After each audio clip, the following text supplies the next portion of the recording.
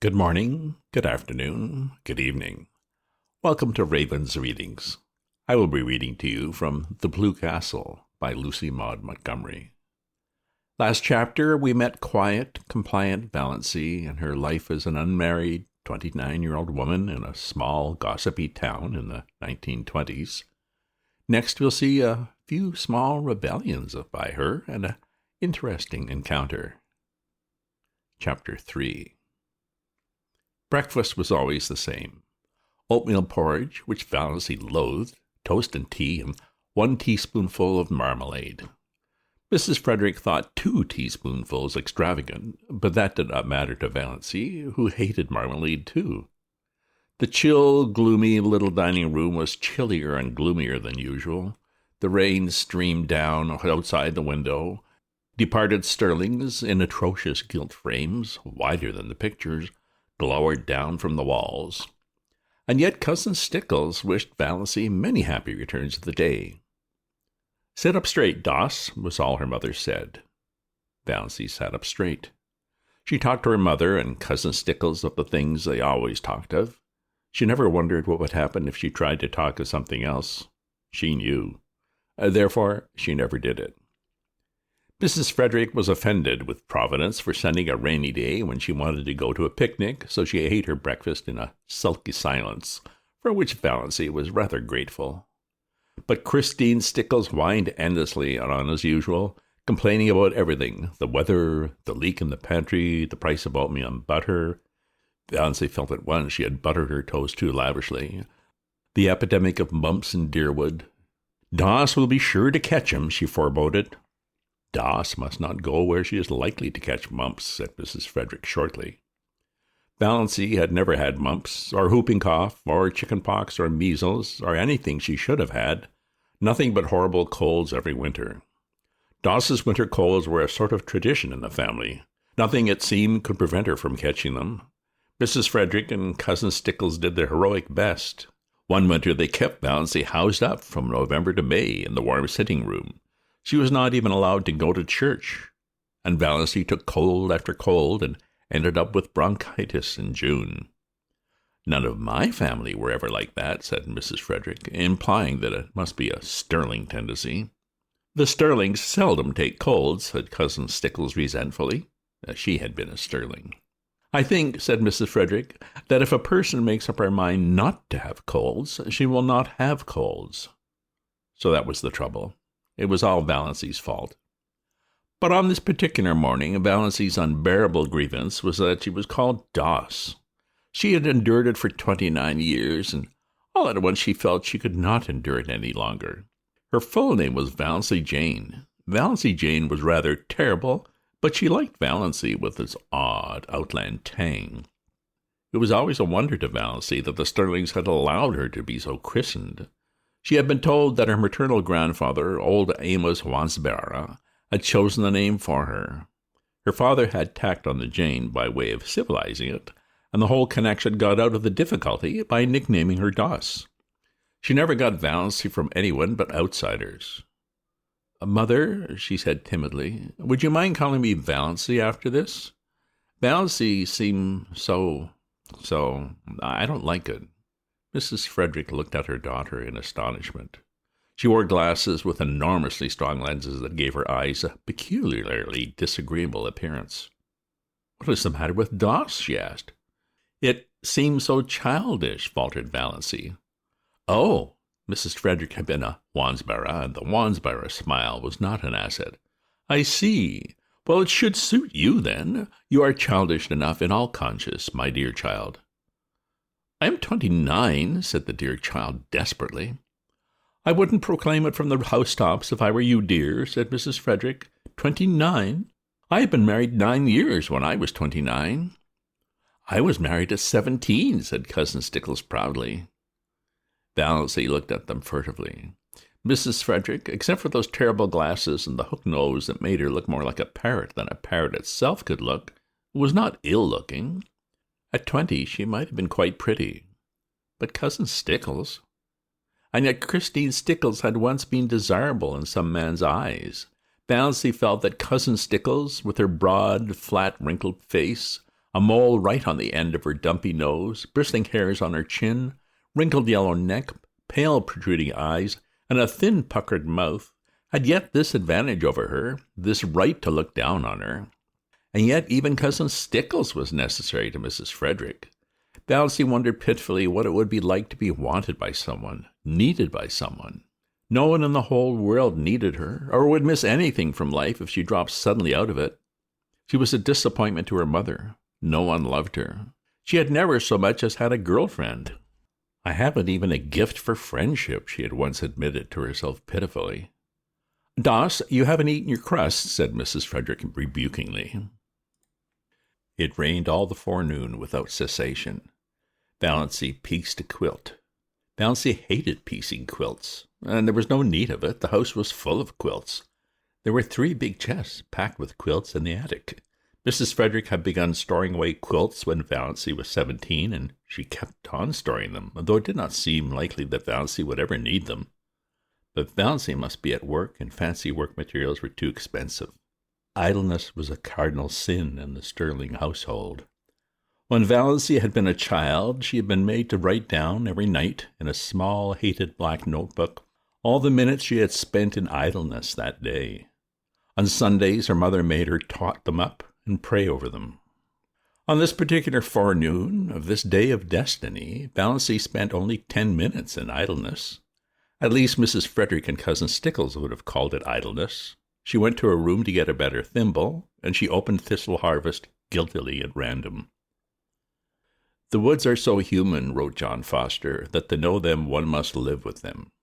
An occasional saunter through them, keeping to the well-trodden paths, will never admit us to their intimacy.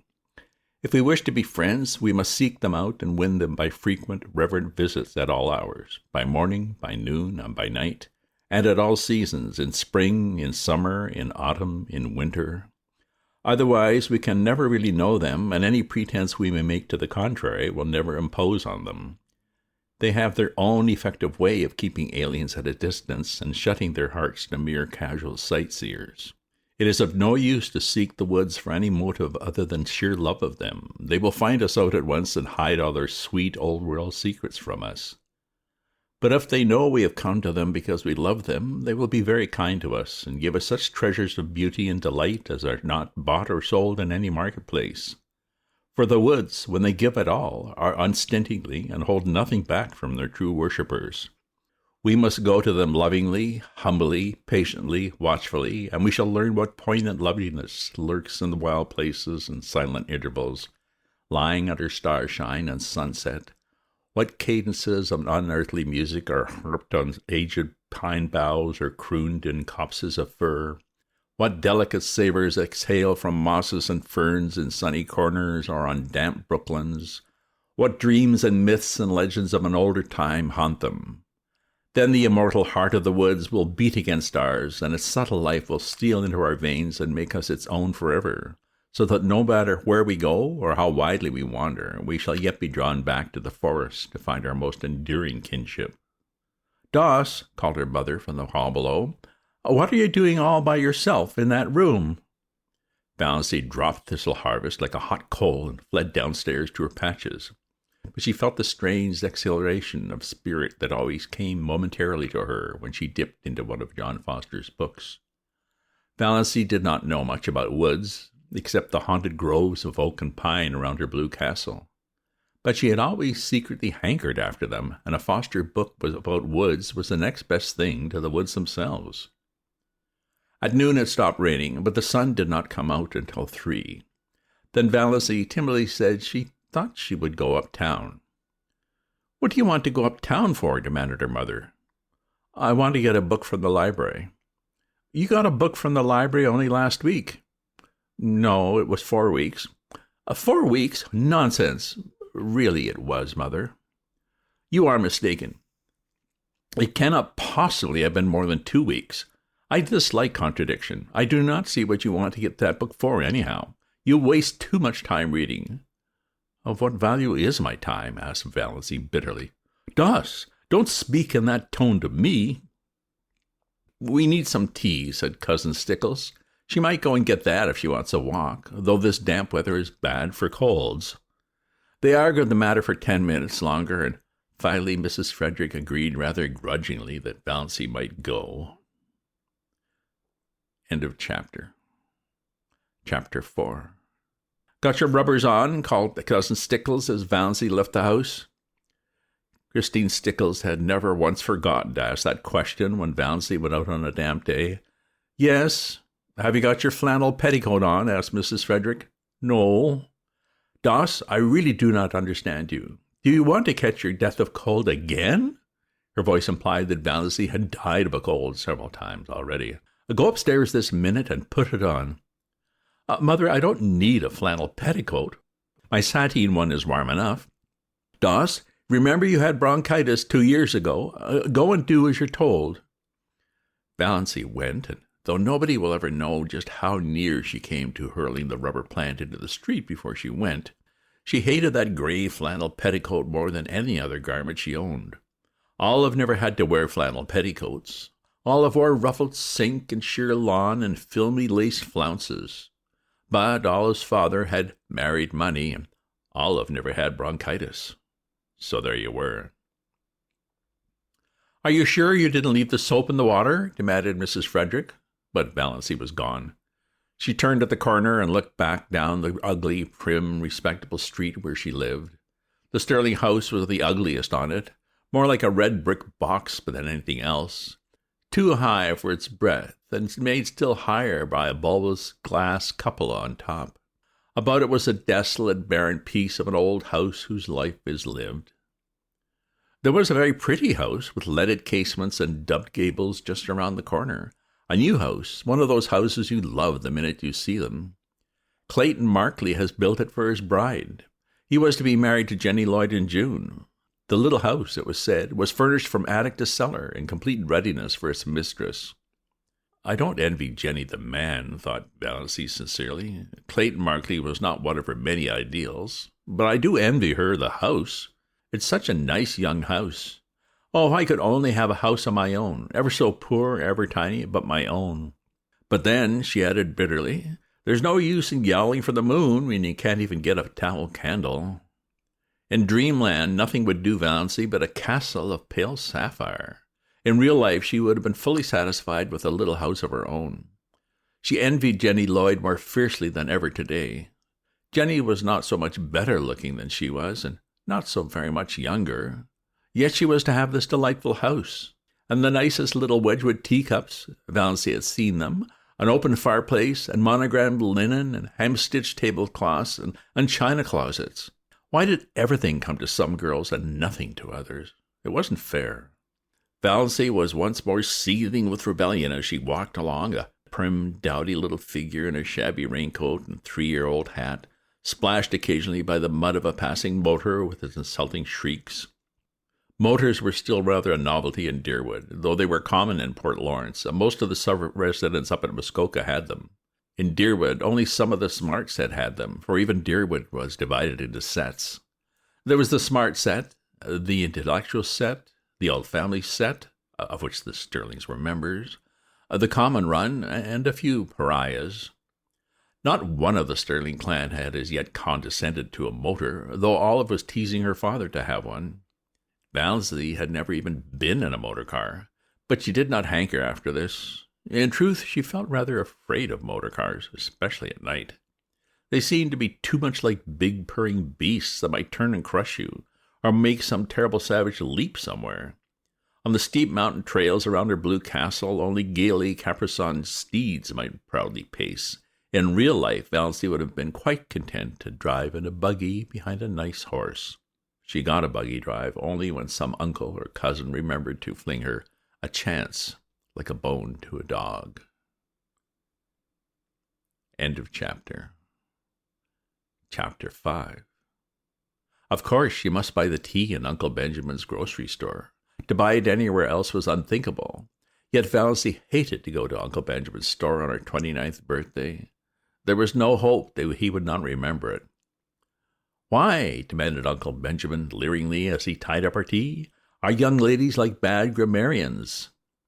Valancy, with Uncle Benjamin's will in the background of her mind, said meekly, "I don't know. Why?" Because, chuckled Uncle Benjamin, they can't decline matrimony. The two clerks, Joe Hammond and Claude Bertram, chuckled also, and Valency disliked them a little more than ever. On the first day Claude Bertram had seen her in the store, she had heard her whisper to Joe, "Who is that?" And Joe had said, "Valency Sterling, one of the Deerwood old maids." "Curable or incurable?" Claude had asked with a snicker, evidently thinking the question was very clever. Valency smarted anew at the sting of that old recollection. 29, Uncle Benjamin was saying.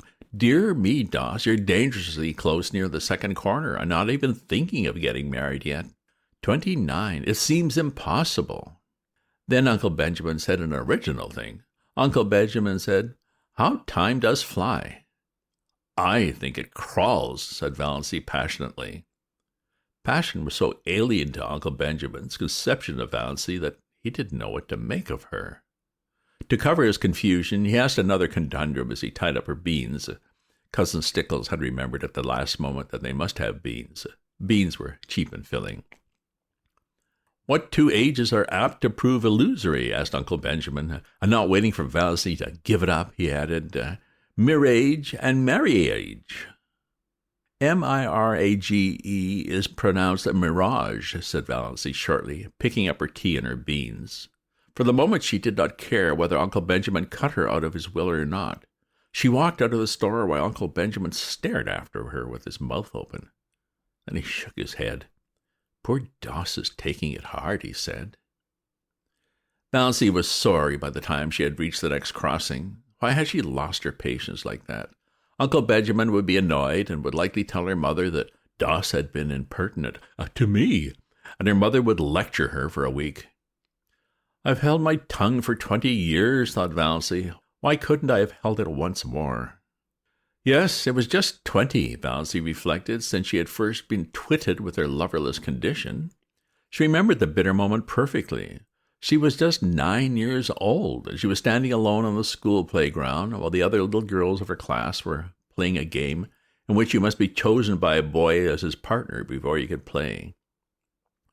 Nobody had chosen Valency, little, pale, black-haired Valency, with her prim, long-sleeved apron and odd, slanted eyes.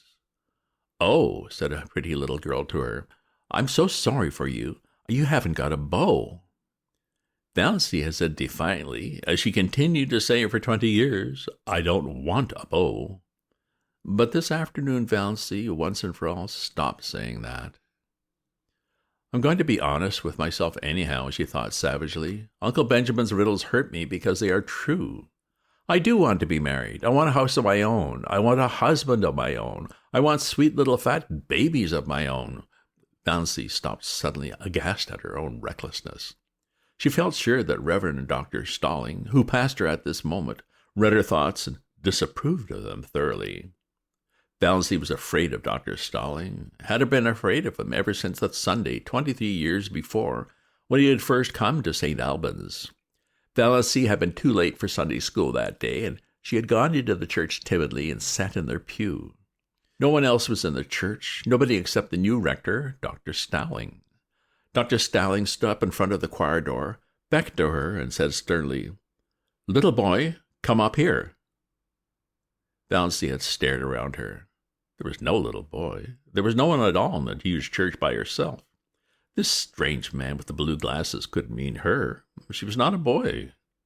"Little boy," repeated Dr. Stalling, more sternly still, shaking his forefinger fiercely at her. "Come up here at once." Valency arose as if hypnotized and walked up the aisle. She was too terrified to do anything else. What dreadful thing was going to happen to her? What had happened to her? Had she actually turned into a boy? She came to a stop in front of Dr. Stalling. Dr. Stalling shook his forefinger, such a long, knuckly forefinger, at her and said, "Little boy, take off your hat." Valency took off her hat. She had a scrawny little pigtail hanging down her back, but Dr. Stalling was short-sighted and did not perceive it. "Little boy, go back to your seat and always take off your hat in church. Remember." Valency went back to her seat, carrying her hat like an automaton. Presently her mother came in. "Doss," said Mrs. Sterling, "what do you mean by taking off your hat? Put it on instantly." Valency put it on instantly.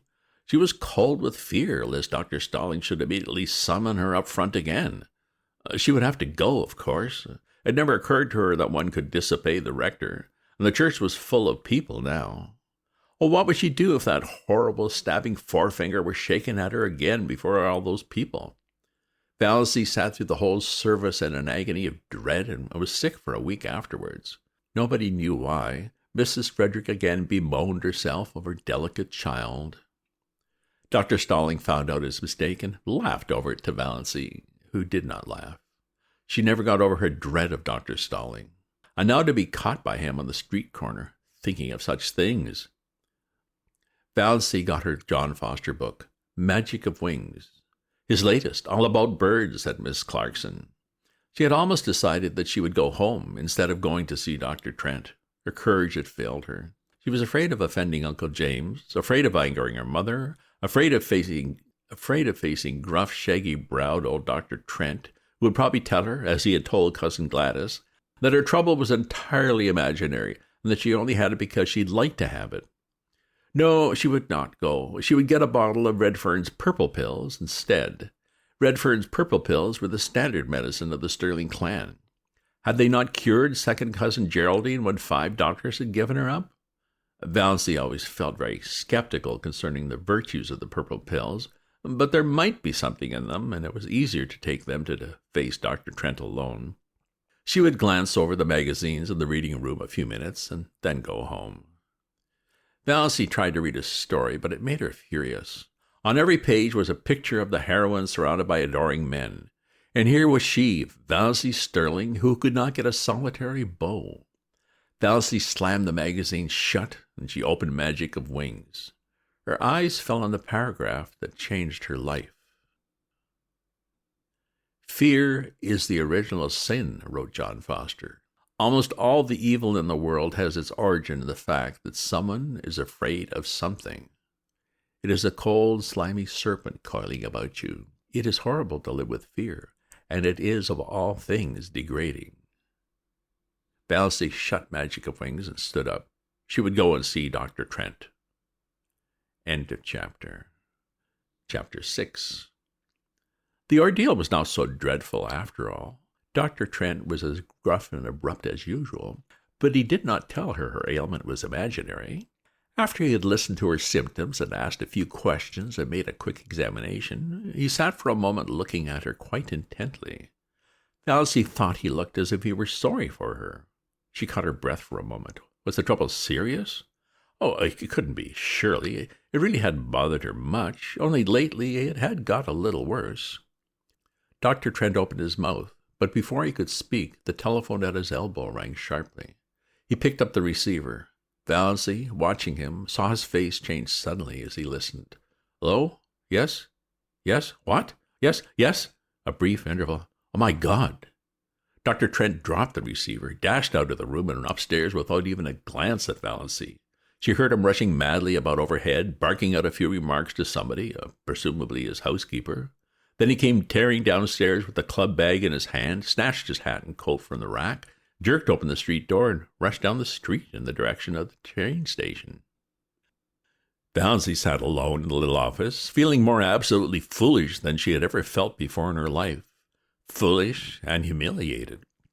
So this was all that had come of her heroic determination to live up to John Foster and cast fear aside. Not only was she a failure as a relative and non-existent as a sweetheart or friend, but she was not even of any importance as a patient. Dr. Trent had forgotten her very presence in his excitement over whatever message had come by the telephone. She had gained nothing by ignoring Uncle James and flying in the face of family tradition. For a moment she was afraid she was going to cry. It was all so ridiculous. Then she heard Dr. Trent's housekeeper coming down the stairs. Valency rose and went to the office door. The doctor forgot all about me, she said with a twisted smile. Oh, that's too bad, said Mrs. Patterson sympathetically. But it wasn't much wonder, poor man. That was a telegram they phoned over from the port. His son has been terribly injured in an auto accident in Montreal. The doctor had just 10 minutes to catch the train. I don't know what he'll do if anything happens to Ned. He's just bound up in the boy. Oh, you'll have to come again, Miss Sterling. I hope it's nothing serious. Oh, no, nothing serious, agreed Valancy. She felt a little less humiliated. It was no wonder poor Dr. Trent had forgotten her at such a moment. Nevertheless, she felt very flat and discouraged as she went down the street. Valancy went home by the shortcut of Lover's Lane. She did not often go through Lover's Lane, but it was getting near supper time and would never do to be late. Lover's Lane wound back of the village under great elms and maples and deserved its name. It was hard to get there at any time and not find some canoodling couple or young girls in pairs, arms intertwined, earnestly talking over their little secrets. Valancy didn't know which made her feel more self-conscious and uncomfortable. This evening she encountered both. She met Connie Hale and Kate Bailey in new pink organdy dresses with flowers stuck coquettishly in their glossy bare hair. Valancy had never had a pink dress or worn flowers in her hair. Then she passed a young couple she didn't know, dandering along, oblivious to everything but themselves. The young man's arm was around the girl's waist, quite shamelessly. Valancy had never walked with a man's arm about her. She felt that she ought to be shocked. They might leave that sort of thing for the screening twilight at least, but she wasn't shocked. In another flash of desperate, stark honesty, she owned to herself that she was merely envious. When she passed them, she felt quite sure they were laughing at her, pitying her. There's that queer old maid, Valancy Sterling. They say she never had a beau in her whole life. Valancy fairly ran to get out of Lover's Lane. Never had she felt so utterly colorless and skinny and insignificant. Just where Lover's Lane debouched on the street, an old car was parked. Valancy knew that car well, by sound at least, and everybody in Deerwood knew it. This was before the phrase Tin Lizzie had come into circulation, in Deerwood at least. But if it had been known, this car was the tinniest of Lizzies, though it was not a Ford but an old grey Slosson. Nothing more battered and disreputable could be imagined. It was Barney Snaith's car, and Barney himself was just scrambling up from under it, in overalls plastered with mud.